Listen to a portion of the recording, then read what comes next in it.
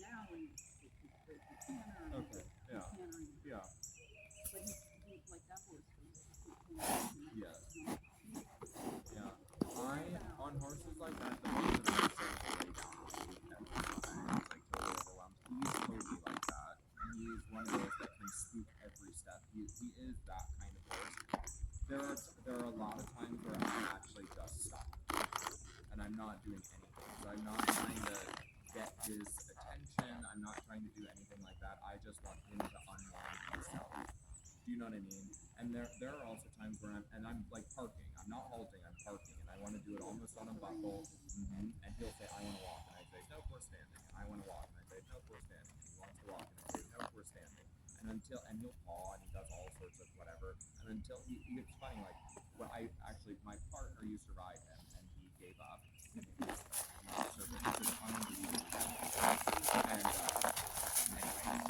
anyway, when I first started riding him, there were probably 3 days where I halted for like 40 minutes and would teach a lesson and stand on him and teach a lesson, and he could just hang out, and that was his ride. And it would take 30 minutes, and then he would do all sorts of whatever, and then he would sigh, and be like, this is really what's happening, and then we'd put him away. But it's frustrating. I mean, like that kind of thing. But to me, those kind of horses have to learn an off button. Like nothing's gonna happen. This doesn't lead to anything because I can't do anything with that. You know what I mean? Like I have nothing to work with. I really don't, and I don't want to be holding him together. I have nothing for it. I can't have a conversation with a horse like that. You know what I mean? So he's got to bring it down before we can even, you know what I mean? It's like he's got to almost have his tantrum, and then once he's thinking like a normal animal, then we can talk, But they're prey animals, so if they're acting like a prey animal, they're not listening. So it's very hard to get them, you can't get them on the aids because you're panicking. Yes, exactly. He's not thinking. Exactly. How are you? The lady rode him very tight. Like she rode West. Who is this? So once he was Okay. What's his story? I'm like short of the long. No. I'm fine with either. So I basically just restarted it, Okay. and he has a lot of power. He looks like it. And so I'm. Did he have a bad start? I actually don't think he had a bad start. I think he had kind of a bad middle. Okay. And then got back on a good track. Okay. And this is his first time here, so Okay. this is a really great experience. I'm so glad this Yeah. time opened up for us and everything. Yeah. And I think he'll really like it. Yeah. Good. Yeah. But so I'm at the point where I'm really trying to move with his power, Yeah. but at the same time, Have some sort of control. well, and keeping present Yeah. without shutting down. Yeah. Because that's what I was doing for a while. I'm like, I'm scared to Yeah. shut you down. Yeah. So I'm trying to move through that Yeah. space of like, yes, I want your power. It's fantastic. Yeah. I love it. But also stay With it. Yeah. Yes, it is. Yeah. You can be hot, you can be on top. Yeah. Right. Yeah. And it's going really good. It got yesterday. Good. Yeah. Fantastic. Yeah. Good. Okay. Good. How old is he? He's like 10 going Okay. on like 6. Yeah. Yeah. Yeah. Yeah. That's all right.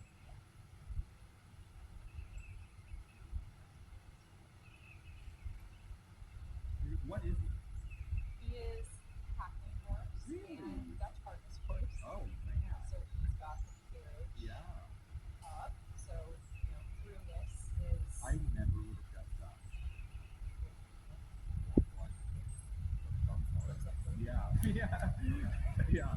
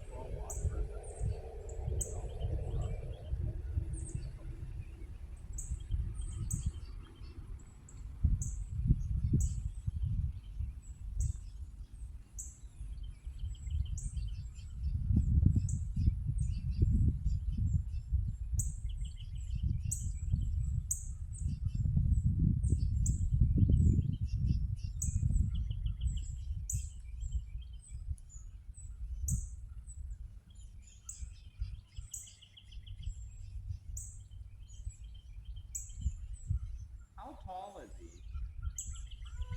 I think it's like 16'2". Okay.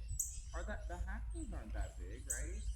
Hackney horses can get to be like a like around 16 hands. Okay. They're not Yeah, okay. huge.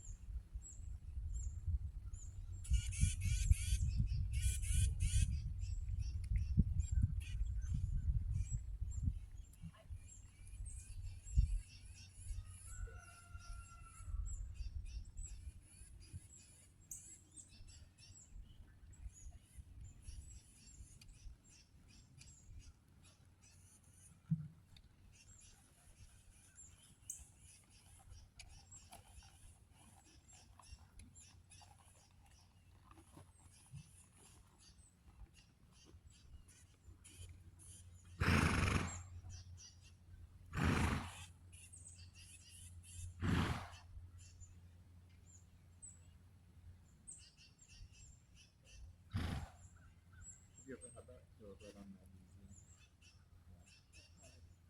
Yeah. Have you done the Nuka magnesium? It's not all the same. When I tried, like a big There's also there are literally different kinds of magnesium, just like for people. But the Nuka feed actually gets into, like we do blood testing for ours, so we don't do magnesium to calm them down. We do magnesium because they're magnesium deficient, and the thoroughbreds are magnesium deficient. So like even the warm bloods that have a lot of thoroughbred blood in them, they can be magnesium deficient. So we always do a blood test and see if they are magnesium deficient, and then we have them on it for whatever, a month or 2 months or something like that, and we test again to see if they're healthy. Because sometimes they literally have a low magnesium level. So we don't do any calming, anything ever. I like to know if they're nuts. But the magnesium has a lot to do with nerve function, right? So like sometimes if they have like a magnesium deficiency, that nerve function is, so it's they do that kind of stuff. It's kind of a funny, yeah, they're like reactive and whatever. So it's weird because it's not a calming thing, but it does make them like function. You know what I mean? They're just as hot, but they're functioning. everything that shows has something to do with aging. That's not fun. Right. But they go to the ring by himself and before it's a problem at first level. Like,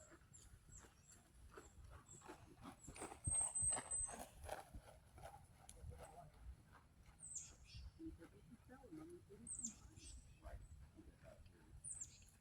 He's cute.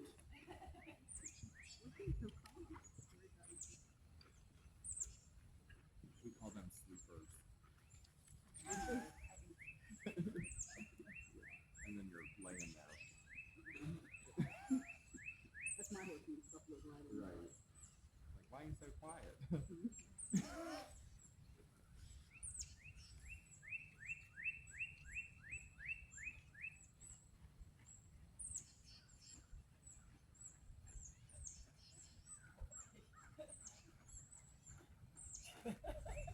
He's like, I would never do no single.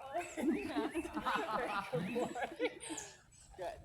No, I mean he is being good. He's doing very Yeah. good. Yeah. Oh, that's ran saddle you though. Also, That's what it's like. I ride one also. And I've been looking for a brown and black. yeah, this one is from colors. I just got it from somebody's bathroom, and it fits because he's a Yeah. circle. Yeah. A circle. I love my saddle. 10 years old. Well, I love it. like when he was flocking it, he's like, normally you have to flock like into the horse. We have to flock Around. into the saddle.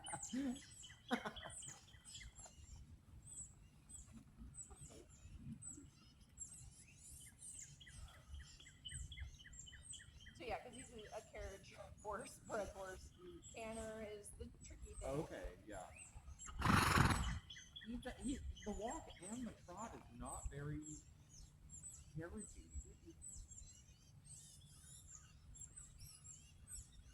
Yeah, I like his movement. Yeah. I like his gait.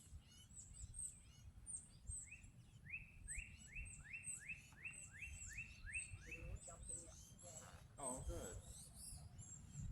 Do you jump them regularly?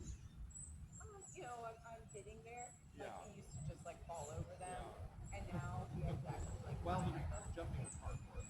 I did not expect wrong critic. Yeah. But no, yeah, he's starting to find like the fun in Good, it, and yeah. like, ooh, I can like Yeah. use this power to leap. Yeah. In a And good way. I get told I'm a good boy. So go trotting again, and before you go canter, something that I think is kind of not interesting, but it's helpful to know when you're going from trot to canter. Maybe you already know this, but I think it's good to think about it when you're going from trot to canter. If the horse makes too big of a difference in trot and canter, meaning like trot is okay and then canter gets a little bit unbalanced or wild or whatever, when they're trotting, obviously their legs are moving in diagonal pairs. When they canter, one of those diagonal pairs is still doing exactly what they're doing in trot, right? So when you're going from, say we're going to go to which way do you want to go first? Does it matter? Okay, so say we're going left and he's trotting. The diagonal pair of left hind and right front will be going forward and down at the same time, all the time, right? Left hind, right front, all the time. Obviously, the other diagonal will be too. When they pick up canter, though, the only two of their legs change what they're doing, right? The inside front and the outside hind.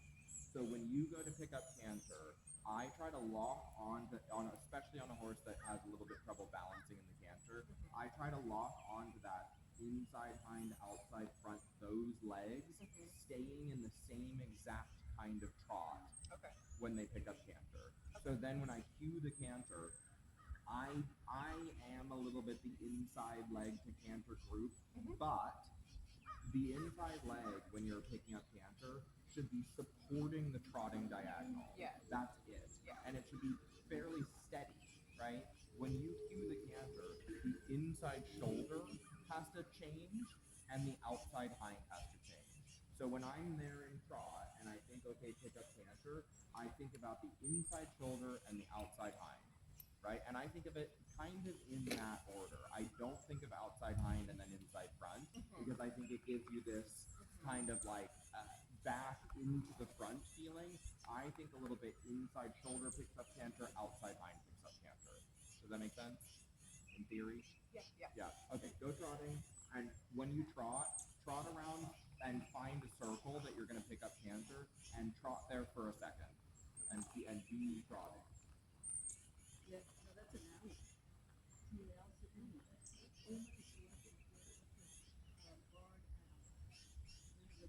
There's something going on over there that's keeping the horses. It's probably the birds clucking. I don't know. There's something going on. No, it probably is. Because they know the birds very well. I just flew in. Yeah, I just flew. I had a great one. The wings began twice. So you have left hind, right front, and that's the one you're looking for. Right front, right front, right front, right front, right front, right front, right front, right front. Yeah, that's all right. And you find a circle so he knows where he's going to go, right? So get on a circle and stay there so that he's not picking up canter and trying to decide where the fuck we're going. You know, you say, we're on a line, and we're going to stay on this line like it's an endless train track, and he can settle into rhythm, and you're going to try to keep that rhythm of the right front, right front, right front, right front, right front, right front, right front, right front. Good, that's okay. Find it again. Right front, right front, right front. Then when you cue the canter, you're going to think left front, left front, right high. So right front, right front, right front, right front, right front, right front, right. Yeah, it's slowed down. Right? So there you have right, right, right, right, right. That's okay. That outside hind leg, just because it's the one that you can see and probably feel a little easier, is the one that I want you to lock onto the speed of the right front. Right, right, right, right, exactly. And then you're going to cue left front, right hind, but you're still going to say right front, right front, right front, right front, right, right, right, right, exactly. Yes, yes, yes. Yeah. And then try to control that right front, right front, right front, right front, right front, right front, right front, right front, right front. Good job. And then go trotting again and find the right front right away. Right, right, right. Yes. That kind of awareness is going to help you stay helpful. Does that make sense? Yeah. Because when he canters, if he loses balance or he changes the tempo, there's too much changing. And then he picks up canter and he's like, I don't even know what to do with my legs. You need to give him some sort of influence to say, there's actually only two legs changing. You have to be able to stay steady in this feeling. When you have that feeling also where you can control the rhythm, or not the rhythm, the tempo of that right front going, it also automatically makes the transition completely smooth, right? There is no jump into canter, and then there is no jump back into trot or fall into trot, however you want to think of it. So go ahead and try it this way and see how you feel. And this way it'll be your outside front leg and your inside hind, but I think it's gonna be easier to think about the outside front leg, just in general. And then, like I said, if he needs help, like if he naturally speeds up or slows down, you can kind of lock onto that outside front leg and say it stays the same, it stays the same, it stays the same. And that's about the most helpful thing you could do for him, instead of like, you're going too fast or you're going too slow. You know, that's I don't know that they really understand that when they're trying to organize their legs and they're not a particularly talented canterer. Yep. So left, left, left, left. You're going to have to go a little faster because there's no way you can canter that slow. Do you know what I mean? Yeah. Exactly. That's a little closer. That's better. He could canter like that for sure. Left, left, left, left. And then it's not any. Yep. Left, left, left, left, left, left. And go trot it. Yep. Very good. Very good. He can use a lot of those, right? Like how to get into canter, how to get out of canter. And that's also, to me, if he can figure out how to get in and how to get out, any mistakes he's going to make, like when he's doing the flying changes or anything like that, shouldn't bother him. Yes, nice. That's okay. So then you have to be ready, though, if he makes a mistake. Like, it was a beautiful upward transition. When he comes down, you have to be really quick to help him catch that rhythm again with the outside front. And obviously the inside hind is connected. So it'll be your inside leg and a little bit your outside hand. Yes, yes, yes. Left, left, left, left, left. Then go trot again. Keep it exactly the same. Yep, good job. Very good. Very good. And see if you can step back into it again. Yep. Good. Good. Good. Nice. And if he falls, you're there to help. Yep. Yep. Yep. Exactly. Exactly. Good job. Good job. Good. And let him walk a second. Really. That's all right. Does that make sense though? I think these horses need some sort of something to stay stable. Right? Because if he loses stability, then they get worried. And then that unbalanced feeling only snowballs. Yeah, good boy. Yeah, I'm doing it.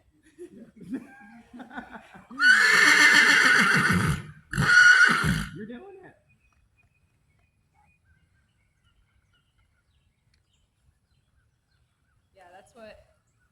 for a long time on the ground Yeah. because I would ask him for canter, and he'd give me just the Yeah. biggest Right. carriage, crazy Yeah. trot. I'm like, I don't. No, right thank now, you. I won't ever ask you for that. Yeah, no, trust thank me. you. And just do 3 beats. Yeah. And so he'd do a stride. I'm like, oh, good, good stuff. Yeah. Yeah. Yeah. And so it got to the point where he at least associated Yes. the canter cues with With canter. canter. Yeah. But yeah, now in the riding, I'm finding like we can get like 4 really nice strides, Yeah. and then it kind of falls apart. Yeah. And so this was what I was thinking is if that would be an appropriate thing, Yeah. would be just like, yes, okay, we get those 4 strides. I can feel it falling apart. I'm going to support you Yeah.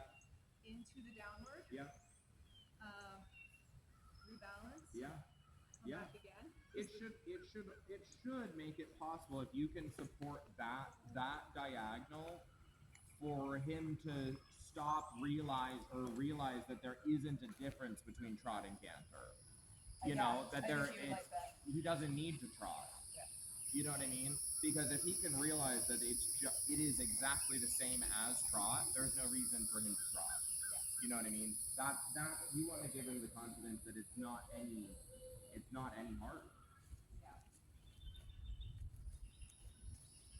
But to do that, I think you do have to show them the similarity. You know what I mean? Because I think for sure, for these horses especially, it's like a foreign language almost in the canter. You know, but again, if you were going to learn a foreign language, it's very hard to just hear the words. You need to know what it means, right? So if he's like, I don't really get why you would canter, you have to say, why, if this is the same as this. You can use this, it's a different gear, but it's the same in the balance, actually. It's like exactly the same in the balance. What's really hard for these horses, though, is if they guess, the balance is so different. Yeah. Like impossible to do. You know, Yeah. you have to show them it's not impossible. It's actually exactly the same. You know, and that's how all the transitions look so smooth too. Is it is exactly the same. It's the same tempo. It's the same balance. He's balanced on those 2 feet exactly the same, and they go at exactly the same time. There's very little that's different actually. Well, 2 legs. And so as I'm, You're welcome. am I kind of like Nice to meet you too. scooping the left hind Yeah. into the canter When to you're like going, to diagonally? when you're going left. Sorry, yes. Like if I'm going left, am I thinking with my seat to kind of? To be honest, I try to leave them alone. Okay, make it as simple as, but like whatever I'm doing, it doesn't really matter as long as this. Kind of, right? But yes, kind of. It's like we have a joke with my coach where we say it's a feeling of something nothing, where it's like not really. It's almost like sitting there doing nothing. Yeah. It really is. It's like not. It's you have kind of these things that you're focusing on, but the physical part of it is it's not really physical. Yeah. There isn't really a physical motion to it, right? I mean, we want to just sit on the motion, but I'm not influencing them in any real way. I'm trying to support what I want to stay the same, and then I'm trying to kind of stay out of the way. Yeah. Do you know what I mean? Yeah, it's because it's not, like he's getting a lot better about feeling my inside leg and like coming to my outside hand and finding stability there. Yeah. And then the canter is I'm just sliding my right leg back. Yeah. And he's like the cue, like the technical part, he's like, okay, I got it. Yeah. But it's like as far as like the nuance. The nuance I think in the canter is actually between your outside leg and your inside rein. So I don't know if this is real terminology, but there's a stable diagonal, which is inside leg, outside rein, and your kind of variables are your outside leg and inside rein. So if you're gonna give him some sort of influence, it'll be maybe a little bump with your outside leg, or a little kind of like tickle with your inside rein. The other diagonal, your inside leg and your outside rein, is there. Yeah. Does that make sense? Yeah, because when he, especially on the left, he falls apart, and I can feel it happening because he starts to go and shoulder in. Okay. Yeah. And then he does. I'm just like, well, we can't maintain it like this. Yes. And so I can feel it coming. that shoulder in feeling going left is going to be, he's going to need more stability on your stable diagonal. Yeah. So it'll be more right rein. Yeah. Which is hard. It is, because there's a little bit of almost like momentum in that where they can almost hang on it. And it's hard because, and I think it's also hard in theory because everybody, when they talk about the outside rein has so much influence on balance and straightness and length of stride and collection. I mean, like, it has a lot of influence. The hard part though is that connection on the outside rein first has to be established in order to do any of that. Yeah. So when we think, okay, the outside rein has 1,000 different jobs, it does if it's there. You know what I mean? But it first needs to be something that he knows is there. So like if we're trying to make a horse consistent, first the outside rein is not adjusting anything. It's consistent. Does that make sense? Yeah. Well, it's fun because coming over the pass was like our first going off property time. Yeah. And I was too scared to ride out here, so Yeah. we would ride in the arena. Yeah. And this is what we would work on is It's great. outside rein. It's great. Hollow so much in the all the time, but Yeah. especially in the transitions, and so I'm still working on it, Pat. Yeah. No. Well, girl. Always. Right. Yeah. You want to know what I'm working on? Could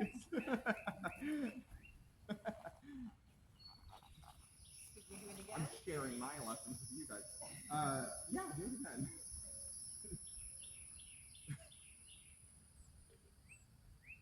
I still do young horses, so I like to be humbled. They definitely do that. Yeah.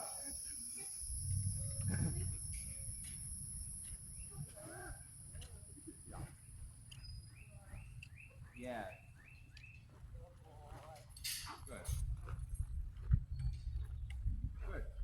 Good. And you keep, yes, so good. And then you try to make that diagonal so steady while that's fair. You can't do 4 things at once, buddy. Yeah, there you go. Yep, exactly. That diagonal is steady and it has him, but he won't be able to keep cantering unless your opposite diagonal is a little bit playful, right? Because he can't have 2 steady diagonals. The other diagonal has to be a little bit, and we jump and we lift, and we jump and we lift, and we jump and we lift. But yes, that's okay. Yep. Yep. Good. Good. Yep. So then your right leg will be a little playful once you start cantering. That's okay. Yeah, now your right leg's a little playful, and your inside hand is a little playful. Right leg, inside hand. Right leg, inside hand. Right leg, inside hand. Right leg. Yes! That's what he's like, oh my god. Yeah. Yeah, good. Good. Good. Good. Good. And go ahead and walk. But that's I think a good thing to think about too, because when people talk about inside leg and outside rein, I think it's like people say it a lot, I guess is where I'm going with this. And that constant reminder is a little bit a good indication that it's supposed to be consistent, right? And it's not more inside leg and more outside rein. It is truly a steady connection from your inside leg to your outside rein. Once the horses establish a steady connection with the inside leg and the outside rein, and I actually think it almost feels like nothing's happening, right? That means it's steady. Once it's steady, you can start to adjust it a little bit, and it should stay connected, right? And then you start to feel the effect of the inside leg and the outside rein. But that's only after there is an established, steady feeling on the inside leg and the outside rein, which basically feels like nothing is happening. It feels like there's not, if my inside leg isn't working and my outside leg isn't working, but I feel them, and they're there, and they never change. And once that's really kind of consistent, then I start sometimes I just lower my outside hand an inch, and I see if they follow it down. Sometimes I raise my outside hand an inch, and I see if they follow it up, right? Sometimes I push it 1 inch forward, and I see if they follow it out. Sometimes I bring it 1 inch back, and I see if they follow it in. right? And they normally do because it's always there.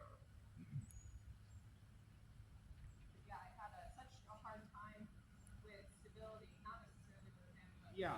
just most horses. Yeah. It's like how I can create shape, I can create so much, but and it really like, oh, okay, this is what the outside rein does. This is what the inside leg needs. It's a hard thing, and I actually think like it doesn't. This is maybe not very encouraging, but I don't think it really gets easier, to be honest. Like I feel like every horse I get on has a different kind of feeling about it, and I feel like honestly, I feel like sometimes I wake up and my body feels different, and then it feels a little different. They feel a little different every day, and it feels a little different. Sometimes they need that really stable, and sometimes they actually need a little bit asking questions with that outside rein and whatever. So it's a complicated subject, really. Yeah. Yeah, hard. Yes, that's right though. And then you're going for no changes of connection in the left rein. Yep, very nice. Yes, and then go trotting again. Very fine. Exactly. Then he's already back. But it kind of gives them something to go, well, that'll be there. You know, well, that'll be there. Even if I make a mistake, well, that'll be there. You know, and that's what they need to kind of let themselves try things. Yes. Yes. That's all right. So when he's cantering, if you feel like it's going to get a little bit hard, you have to be a little bit maybe more supportive on the one diagonal and a little bit more dancey on the other. So you're a little dancey diagonal and you're supporting diagonal, and if he needs help, increase volume on those diagonals. Now increase before he falls apart though, to say this is the rhythm, this is what we do. You need yes. Good.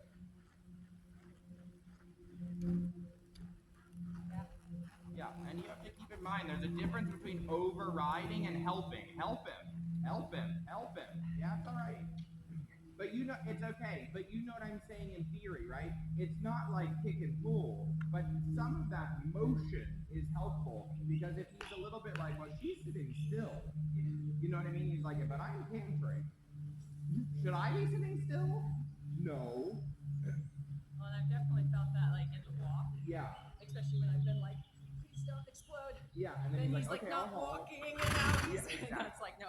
Exactly. That's exactly right. So I think that's also one of the trickiest things about foot massage is like there is all of this positive tension, but it still does allow movement. You know, and that's hard, right? To say like don't fall apart, but only fall apart in the good ways, you know.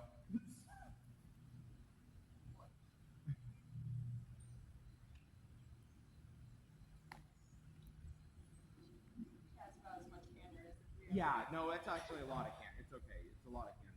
mostly because I get so tired. Yeah. Yeah. I can do that. Yeah. What are you noticing, Pat? Go ahead, yeah.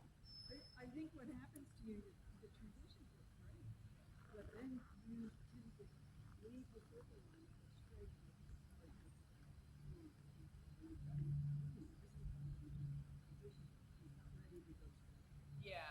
Yeah, because I do think that's part of it, right? You have a flat spot. Yeah. And that flat spot a little bit, it's like I'm hyper-focusing on those diagonals, but that flat spot is kind of about those diagonals because your inside rein is what starts to make that inside shoulder make the shape of the circle. Yeah. Your inside leg's steady, right? And you should bend around it, not from it, right? Your inside leg being steady is perfect. I don't want you to make him bend around your inside leg. I want you to leave it there and let him bend around your inside leg. Exactly. But the inside rein, it does have to be a little bit playful to say don't go like this. Because then it doesn't give him any sort of cue to start to come around the inside leg. So when you hit that flat spot on the circle, I think Pat's right. Yeah. When you hit that flat spot on the circle, it's that diagonal, the playful diagonal. The inside one is, your inside leg is great, your outside rein is great, but the playful diagonal is too quiet. Yeah. Does that make sense? Yeah, and I think I'm worried about doing starting to I know. pull and do too much, and then I'm like, oh, there's the left. You know what though? a 20-meter circle, you'll be able to catch yourself. Yeah. And I do think, you know what I mean? Like, Yeah. if you start going like this on a 20-meter circle, whoa, you know what I mean? You'll catch it. But you do have to do something. Yeah. And that's where it's this something, nothing feeling. You have to say it. And it has to happen too. But if you overdo it on a 20-meter circle, you'll notice. You'll notice that you're overbending on a 20-meter circle. You know what I mean? But there does need to be some flexion and some shape on the circle. That flat spot does, I think, indicate the lack of your playful diagonal. Yeah. Right? Yeah.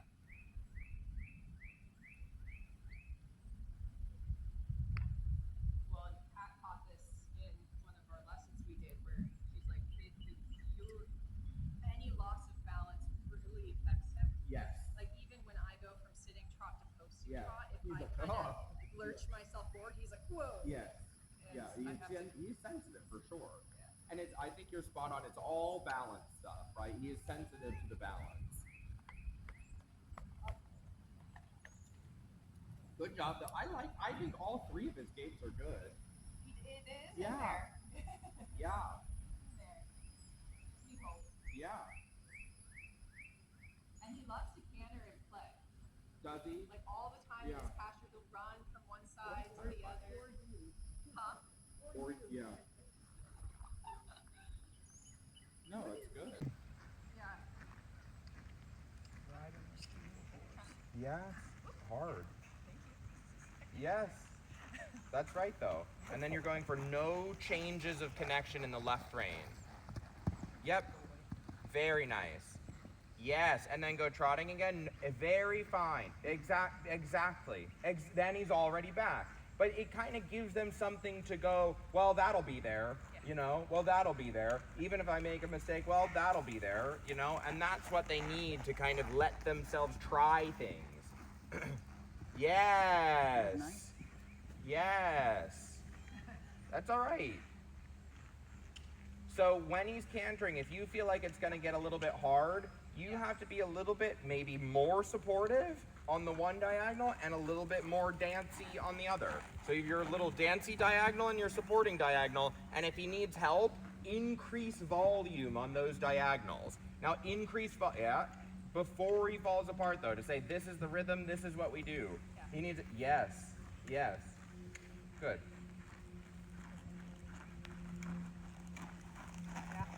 Yeah, and you have to keep in mind there's a difference between overriding and helping. Help him. Yeah, it's all right. But you know, it's okay. But you know what I'm saying in theory, right? It's not like kick and pull.